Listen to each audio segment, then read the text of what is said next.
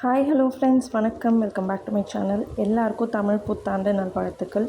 இந்த நியூ இயர்க்கு நான் லாங் வீடியோ எதுவும் ஷூட் பண்ணல. குயிக்காக குட்டி குட்டியாக ஷார்ட்ஸாக எடுத்துகிட்டு நான் உங்களுக்கு அப்படியே ஷேர் பண்ணுறேன். ஸோ நாங்கள் இன்றைக்கி வெறும் குக்கிங் மட்டும்தான் ஸ்பெஷல், மற்றபடி பெருசாக எதுவும் ஸ்பெஷலாலாம் பண்ணல. வடை ஆஸ் யூஷுவல், பாயசம், அதுக்கப்புறம் மாங்காய் பச்சடி. நான் வேப்பம்பூ வாங்கலை, அதனால நான் அது யூஸ் பண்ணாமல் தான் பண்ணியிருக்கேன். அப்புறமா ரசம், கோவக்காய் ஃப்ரை. இன்றைக்கி பாயசமில் நான் மட்டர் ரைஸ் யூஸ் பண்ணியிருக்கேன். அதுக்கப்புறமா மில்க் மேட் போட்டிருக்கேன். கொஞ்சமாக இந்த மாதிரி ஏலக்காவை நல்லா க்ரஷ் பண்ணிவிட்டு அதுவும் ஆட் பண்ணியிருக்கேன்.